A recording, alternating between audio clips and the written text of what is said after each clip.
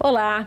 Bioeconomia, economia verde, transição energética, desenvolvimento sustentável são termos que ao longo dos anos foram incorporados ao nosso vocabulário.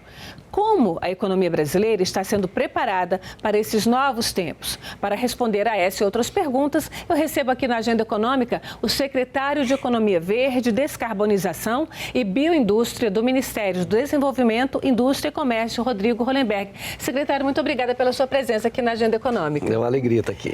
Bom, são muitos temas, são temas que não são assim mais tão novos, mas agora eles se fazem presentes nas políticas de governo. Então, a primeira pergunta é aquela que eu já fiz na abertura: como é que o país, como é que o governo está preparando o país para esse momento de transição, não só energética, mas de transição da economia mesmo? Bom, primeiro é um prazer muito grande estar aqui de volta à TV Senado. Eu diria que o Brasil já avançou muito nessa agenda da economia verde. Enquanto o mundo tem necessidade de fazer uma transição energética, por exemplo, o Brasil já pode se orgulhar de ter uma matriz energética limpa em relação ao resto do mundo. Hoje, 48,6% da nossa matriz energética é de origem renovável. Isso é 4 vezes mais do que a média da OCDE, por exemplo. Nós temos uma matriz elétrica limpíssima. No ano passado, ela foi mais de 90% de origem renovável. No mundo é muito menos do que isso. Então, do ponto de vista da energia, a gente já avançou bastante. O Brasil é um país que tem a maior biodiversidade do planeta, tem uma grande disponibilidade de biomassa, tem uma matriz energética limpa e tem abundância de água. Então, nós temos tudo para liderar uma economia verde.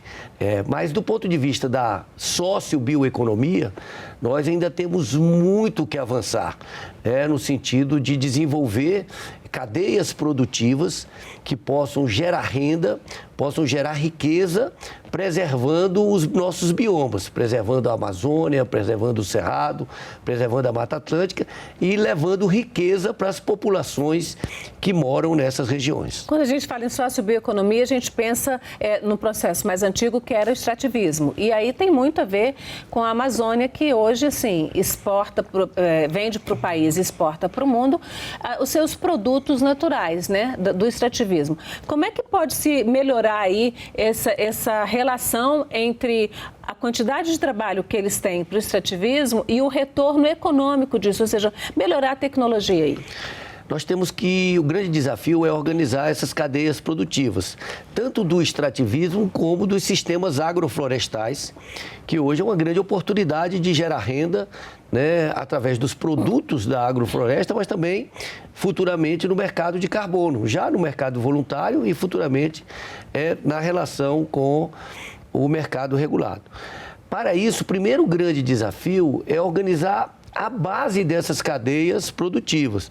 Logo no início da nossa gestão, eu fiz questão de fazer uma reunião com todos os chefes dos centros da Embrapa da Amazônia. Porque o que a gente percebeu? Se você quer agregar valor aos produtos da biodiversidade, a gente está falando da castanha, do açaí, do cupuaçu, do babaçu, uma diversidade enorme de produtos da Amazônia. Se a gente quiser agregar valor através de processos de industrialização, seja da transformação de alimentos, seja da transformação de cosméticos, ou até, no caso de guaraná e de outros produtos fitoterápicos, é muito importante você organizar a cadeia de abastecimento, que haja regularidade, haja qualidade na oferta dessas matérias-primas. Então, organizar a cadeia produtiva é o primeiro desafio. No caso da Amazônia, a gente tem vários outros desafios, porque os desafios de logística na Amazônia são gigantescos. Eu diria que são maiores e mais complexos do que a própria grandeza e complexidade da Amazônia. Porque você veja, por exemplo, nós estamos apoiando um projeto de manejo sustentável do pirarucu lá na tríplice fronteira brasileira, no Vale do Javari, entre Brasil, Colômbia e Peru. Qual é a grande dificuldade ali? Dificuldade de energia. E se você não tem energia, você não tem como armazenar adequadamente, refrigerar o seu peixe para você vender ele da melhor forma possível. Ao você não ter como refrigerar, você fica muito vulnerável aos atravessadores que vão ali e lhe oferecem um preço baixo, porque você tem que vender aquele produto. Por outro lado, nós estamos buscando, junto com o Ministério da Ciência, Tecnologia e Inovação e junto com a FINEP, e deve sair um edital agora para a Amazônia, buscando construir soluções integradas.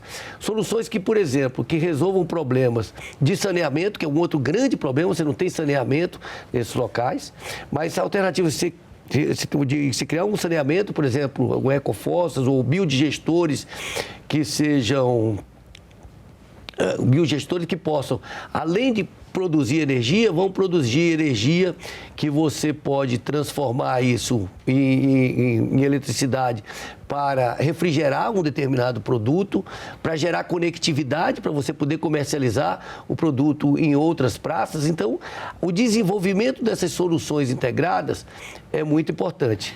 Mas eu diria que o primeiro grande desafio é exatamente esse, de organizar a cadeia produtiva na base. Já que a gente está lá falando de Amazônia, vamos falar um pouquinho. A Zona Franca de Manaus, que tem agora os seus incentivos prorrogados aí por mais 50 anos, ela não pode ser esse vetor de mudança dessa forma da economia? Como é que fica isso aí? Em lugar de ser uma montadora como é hoje, ser de fato, por exemplo, a gente tem ali a possibilidade de fármacos a partir de produtos da floresta? A Zona Franca, ela cumpre um papel muito importante para o estado do Amazonas e para a região. Basta ver que hoje o estado do Amazonas é o estado mais preservado do Brasil. A grande maioria do seu território é preservado. E nós temos um instrumento, o vice-presidente, ministro Geraldo Alckmin, priorizou isso desde o início do seu governo, da sua gestão, que foi a reativação do Centro de Biotecnologia da Amazônia dentro de um novo formato, que agora é um Centro de Bionegócios da Amazônia.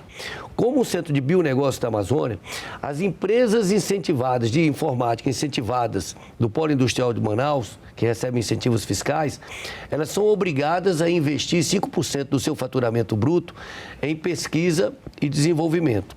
E a partir de agora, parte substantiva desses recursos, elas podem cumprir as suas obrigações em pesquisa e desenvolvimento, aportando recursos no Centro de Bionegócios da Amazônia, que tem um conjunto de laboratórios já instalados, e que com esses recursos estão melhorando a infraestrutura desses laboratórios, para desenvolver a bioeconomia na região, para ter laboratórios de análise de produtos, né, de qualidade, para certificar a qualidade de determinados produtos, para desenvolver cadeias de bioinsumos, de cosméticos, né, de alimentos a partir dessa biodiversidade, ou seja, o Polo Industrial de Manaus será um grande indutor para um polo de bioeconomia na região amazônica a partir do Centro de Bionegócios da Amazônia. Saindo um pouquinho então da Amazônia, se a gente pensar nos outros biomas, porque já que a gente está falando de bio, né, se a gente pensar nos outros biomas, o Cerrado é um bioma praticamente devastado pela a grande produção agrícola e pecuária, a Caatinga também é um bioma bastante devastado. Como é que esse processo de transformação da economia, numa economia verde ou numa bioeconomia, pode atuar nesses outros biomas também? Eu diria que a biotecnologia vai demonstrar que ela será a grande solução para, inclusive, a restauração desses biomas. Eu me lembro muito de uma palestra que eu vi aqui no Senado, na Comissão de Meio Ambiente, pela primeira vez, me chamou muita atenção, de um pesquisador da Embrapa, à época, Eduardo Assad, que ele dizia que o Cerrado vai ser o grande laboratório de genes do mundo, um dos maiores do mundo, porque aqui nas plantas do Cerrado, que são plantas adaptadas a grandes períodos de estiagem, a grandes mudanças de temperatura, que estão os genes que serão necessários para a agricultura do futuro num ambiente de mudanças climáticas.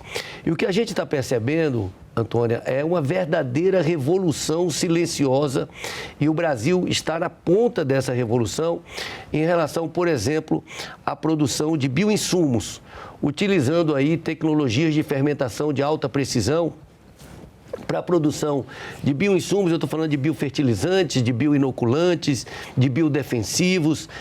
O Brasil já utiliza algo em torno de 4,5% dos insumos utilizados no Brasil na agricultura, e nós somos um grande produtor de alimentos, já vem de bioinsumos.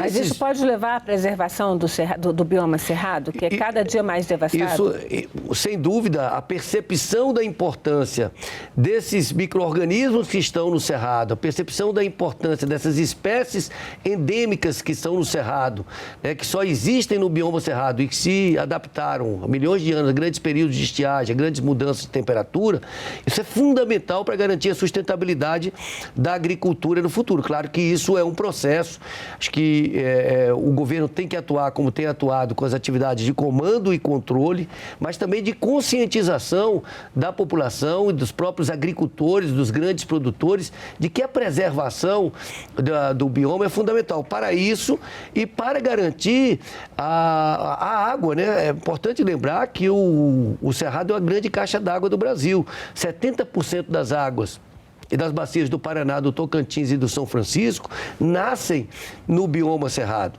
Então, assim, aliar essa consciência da importância da preservação e, ao mesmo tempo, da utilização dessa biodiversidade para aumentar a produção e a produtividade da nossa agricultura, também da nossa indústria, porque grande parte desses insumos, desses micro-organismos, são utilizados na indústria. Era isso que eu queria chegar. A gente está falando de bioeconomia, falou em agricultura, extrativismo e a indústria. Onde é que fica a indústria? Porque o governo fala aí num processo de neoindustrialização, né? E que essa neoindustrialização tem que ser sustentável. Como é que se dá esse processo de neoindustrialização dentro dos projetos que o senhor toca dessa forma sustentável? Olha, nós temos uma das missões da nova política industrial, e é muito importante lembrar que hoje todos os países desenvolvidos do mundo têm uma política industrial, e políticas industriais, inclusive, agressivas, com muitos incentivos, com muitos subsídios. A gente pode ver isso nos Estados Unidos, a gente pode ver isso na União Europeia,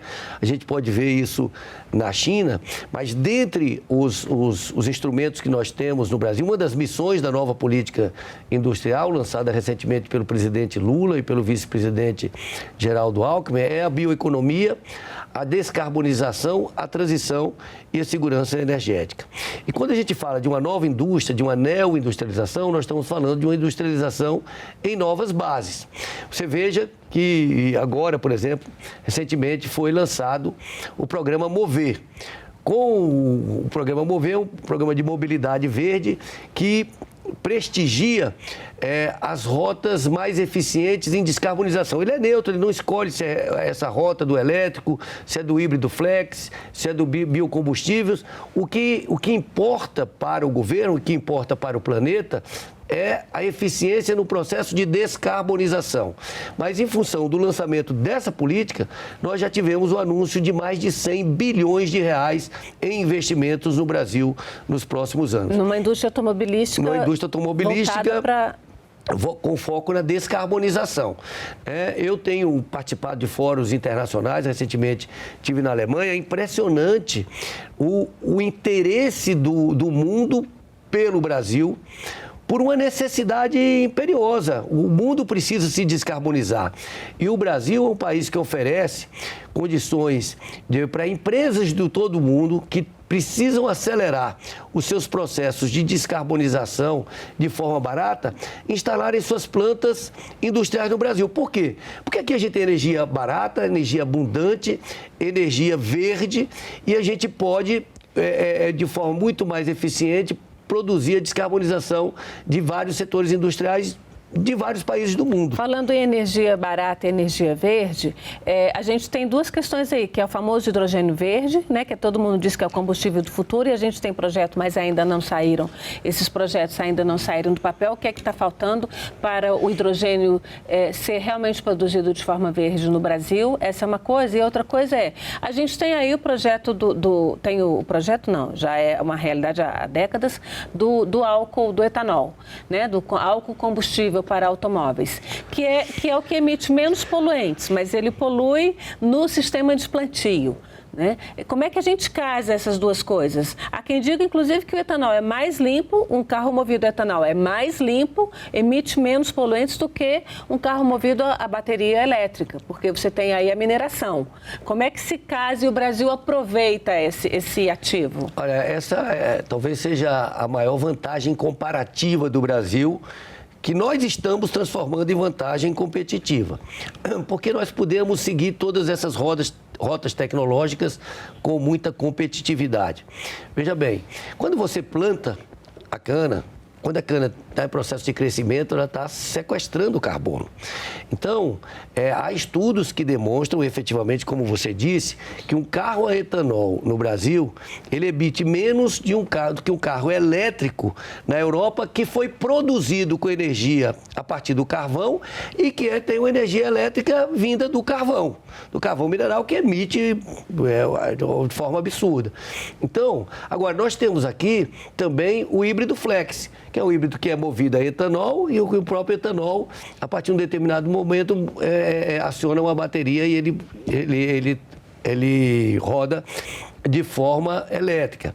Nós temos o combustível do futuro, já aprovado na Câmara, que está aqui no Senado, que será relatado aqui pelo senador veneziano, que já prevê um aumento do percentual de 27% para 35%, até 35% da mistura de etanol na gasolina, né? que permite o aumento da mistura do biodiesel no diesel até 25%. Então veja que o Brasil tem diversas rotas tecnológicas e em todas elas nós somos muito competitivos. E o combustível do futuro, ele inova ao introduzir dois conceitos. O conceito do poço à roda, que é assim que a gente tem que ver os produtos, ou seja, conhecer o ciclo de vida dos produtos para efetivamente medir as suas emissões. E do berço ao túmulo, do primeiro momento ele começa a ser construído até o momento que ele é descartado. Então, o Brasil é muito competitivo e será cada vez mais competitivo em qualquer dessas rotas tecnológicas. Em relação ao hidrogênio, veja também, nós podemos produzir hidrogênio e seremos muito competitivos a partir dos processos de eletrólise, especialmente no Nordeste brasileiro, que nós temos abundância de energia eólica e podemos ser ainda mais com as eólicas offshore, hoje já temos bastante eólicas onshore, a partir da energia fotovoltaica, então podemos produzir o hidrogênio verde. O importante aí é que a gente se prepare para não ser um mero exportador de mais uma commodity verde, que seja o hidrogênio. Que a gente aproveite esse hidrogênio para agregar valor à nossa indústria e atrair, como eu disse, plantas industriais de outros países que precisam acelerar os seus processos de descarbonização e que podem fazer isso aqui no Brasil. Então você pode atrair, por exemplo, a indústria de fertilizante. A partir do hidrogênio você produz a amônia verde, a partir da amônia verde você produz a ureia, que é um adubo nitrogenado. O Brasil importa hoje 85% dos adubos nitrogenados e nós somos um dos maiores produtores de alimentos do mundo. Olha que mercado fantástico. Por outro lado, nós já temos uma siderúrgica, uma indústria cimenteira mais verde ou menos poluente do que a do resto do mundo. Se comparar com a Europa, com China, nós já somos muito... Exatamente porque nós já temos parte da nossa base energética utilizada, seja o carvão vegetal, seja as partes eletrificadas. A emissão de carbono do aço brasileiro, do cimento brasileiro, é muito menor do que a média dos outros países do mundo. E podemos ser ainda mais verdes utilizando o hidrogênio. Tá. Como é que a gente então transforma isso aí efetivamente? Eu fiz um rápido levantamento, eu vou até pedir a nossa diretora de gravação, a Bruna, para colocar aqui na tela o tamanho do mercado, na verdade é uma prospecção de mercado ainda, porque o mundo inteiro é uma outra que a gente mostra o mercado até 2050. Do hidrogênio verde, é uma estimativa, isso aí é estimativa. A estimativa inicial diz que até 2030 a gente tem um mercado verde mundial de 300 bilhões de dólares e até 2050 esse valor de 1 trilhão.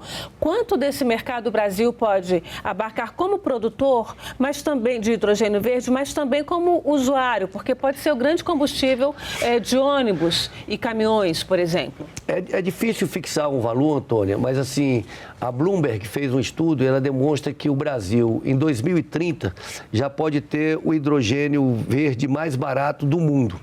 E, como eu ia dizendo, veja bem, além do hidrogênio produzido por processo de eletrólise, nós podemos produzir o hidrogênio, por exemplo, a partir da reforma do etanol, a partir da reforma do biometano.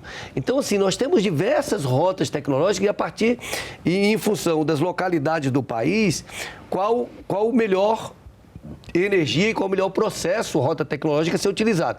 Vou dar um exemplo. Nós temos um grande empreendimento sendo construído aqui em Uberaba, um grande projeto de produção de fertilizantes nitrogenados a partir do hidrogênio. Vai utilizar energia fotovoltaica, vai utilizar hidrogênio verde? Vai produzir energia, hidrogênio de baixo carbono, hidrogênio verde. Tá. E vai produzir um fertilizante verde. E vai produzir num local que está muito próximo do todo o centro do agronegócio brasileiro, onde é utilizado o fertilizante. Então, as oportunidades são muito grandes. Agora, é muito importante que a gente aproveite o hidrogênio verde para ter produtos de alto valor agregado e com baixa pegada de carbono. Não sejamos um mero exportadores de hidrogênio verde para a Europa. Você pode citar um exemplo dessas indústrias que a gente poderia desenvolver nesse sentido? Indústria do aço. Por exemplo, indústria do cimento, indústrias químicas, indústrias de fertilizantes, indústrias de vidros.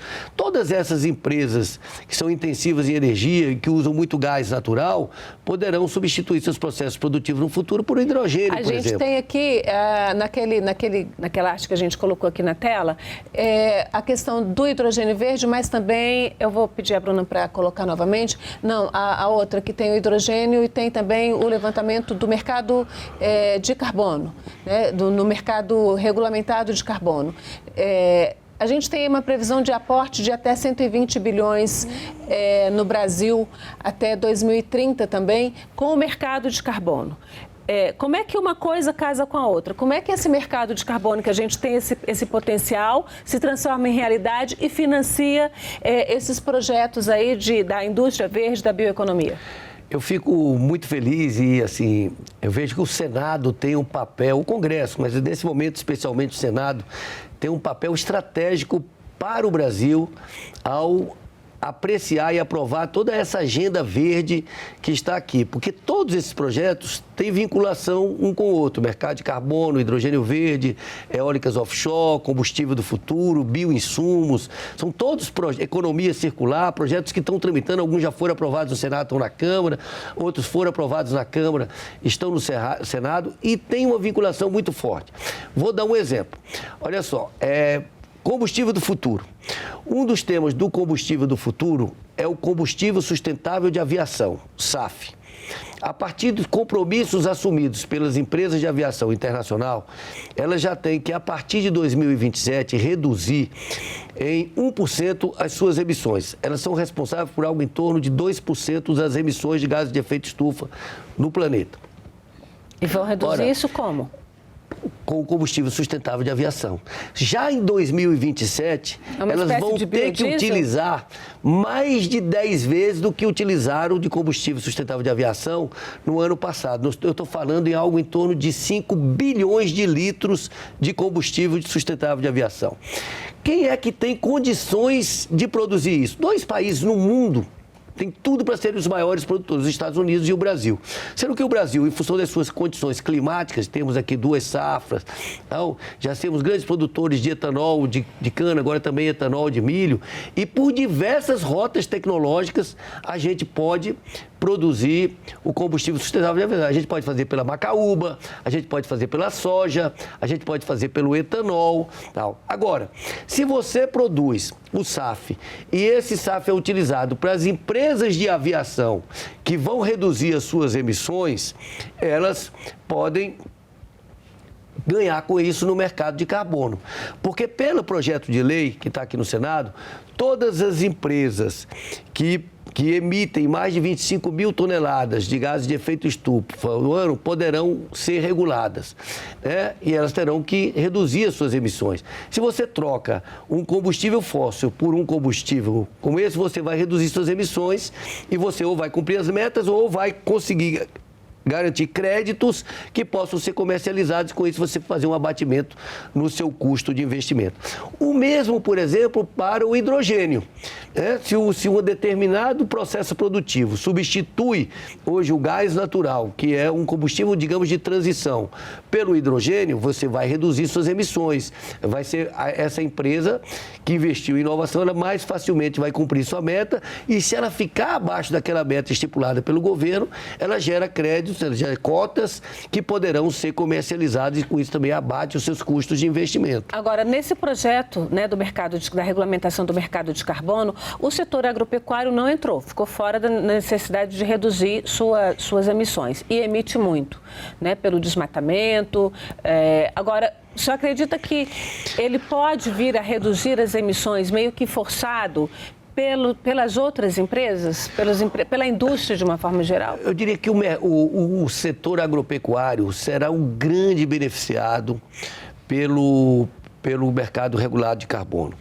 Por que eu digo isso? Porque o Brasil avançou muito, e aí a gente tem um tributo muito grande à Embrapa e outros centros de pesquisa no país, como Exalc e vários outros, a Universidade de Viçosa, que já desenvolvemos diversas tecnologias que colocam nossa agricultura de uma forma muito competitiva e muito mais sustentável do que a maioria das agriculturas do mundo. Por exemplo, as tecnologias de integração lavoura-pecuária-florestas, as tecnologias de plantio direto, a própria utilização de bioinsumos.